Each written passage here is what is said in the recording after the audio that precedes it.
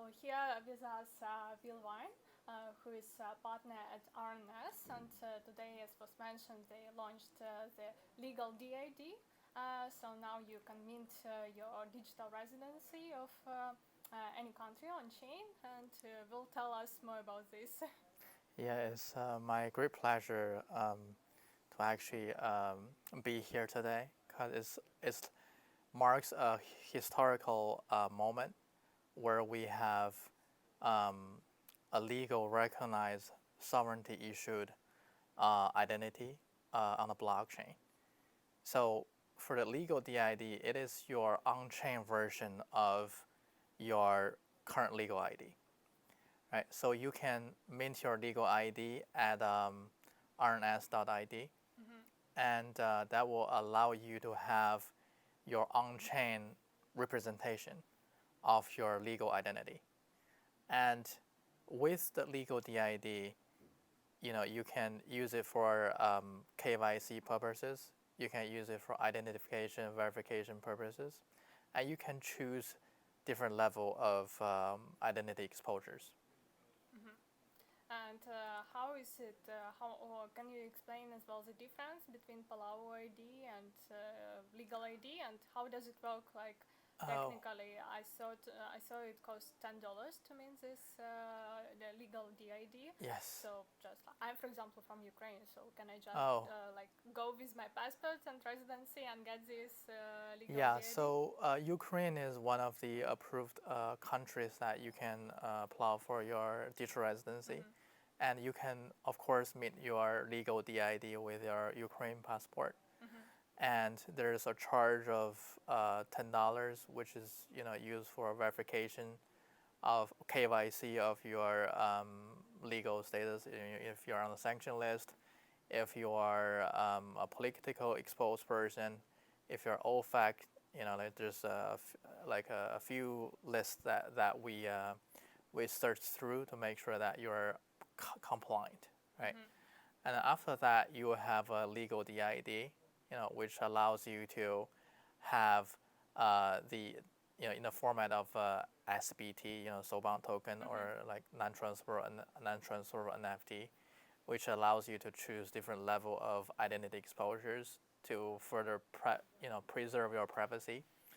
And the DApps, on chain, they can just call the NFT and then check, this person is over 21. Jurisdiction is a jurisdiction that the app is legally operating, and its sanction is false, so this person is clean.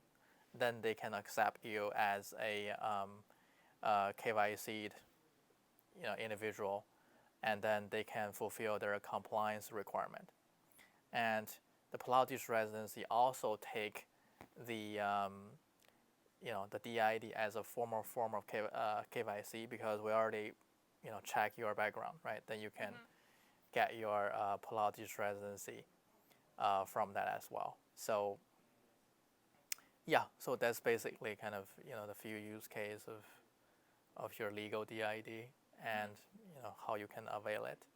And where is currently this legal DID accepted, or like is it in the process of different partnerships where this legal DID can be accepted in future? It is open.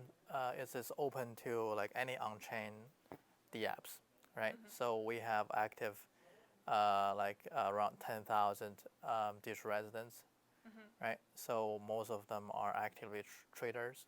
So I would expect a lot of DApps, right? Especially for DeFi protocols, they would be. But basically, DeFi don't require any KYC procedures. So before, right? But Uniswap has have their office in New York. Most of their employees are there. That's what I remembered. Okay, I just met someone there.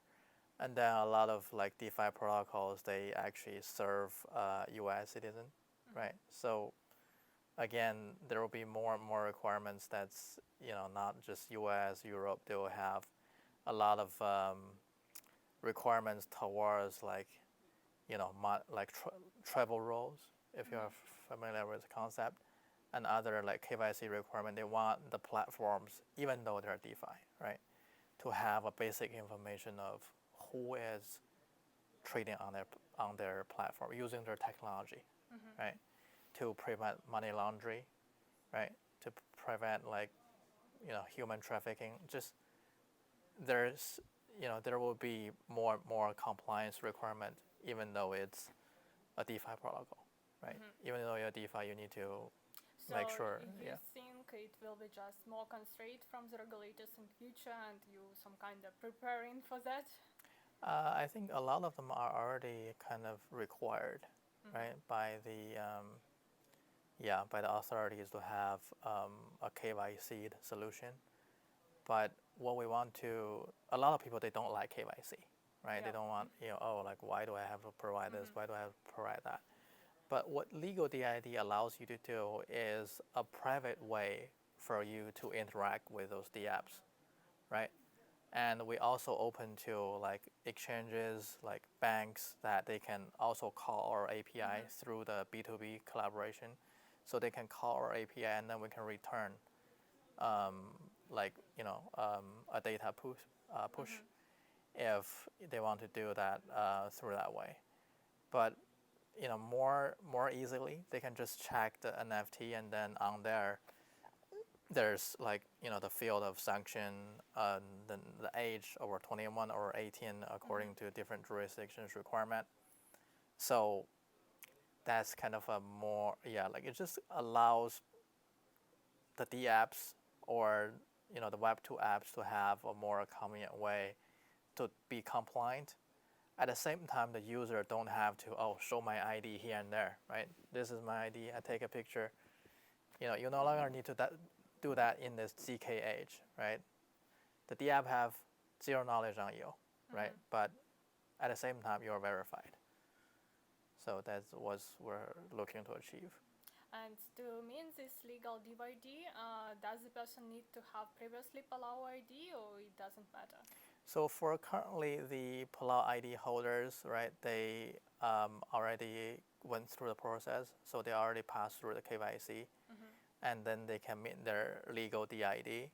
For the new users that they haven't passed KYC, right, they need to pay the verification fee, and then we onboard them to our platforms, and then they can meet their legal DID, and then they can further on to use that verification to get their Palau digital residency. So there's. But can somebody just get this legal DYD if they don't have any plans to get Palau ID? Of course, we encourage them to get the Palau digital residency, right? But if they just want to do their verification first, they have that option too, right? And then in the future, when we have a lot of people are waiting for our address offering, our other e-cooperation. They say, once you have that, we'll onboard. But that also provides an initial step, right, for the for them to actually engage with us and check with us what we have to offer. And then in the future, if whenever they made up their mind, they say, we want to apply for digital residency, we of course welcome that. Yeah, but we allow them to get their legal DID, their verification. Yes.